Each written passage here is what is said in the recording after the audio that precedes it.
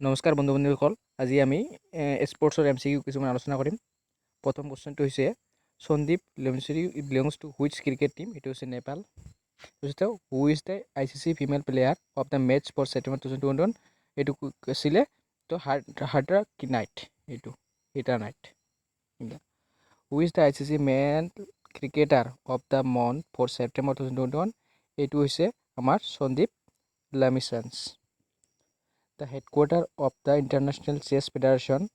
এইটো হৈছে located Switzerland হ'ব। এইটো ৰাইট এনচাৰটো। তাৰপিছত আছে headquarter of the federation international de automobile এইটো হ'ব আমাৰ পেৰিছত।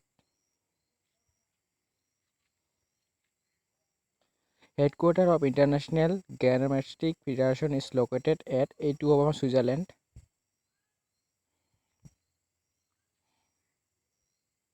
Headquarter of international table tennis federation is located? এইটো হ'ব আমাৰ ক'ত হ'ব? ছুইজাৰলেণ্ড।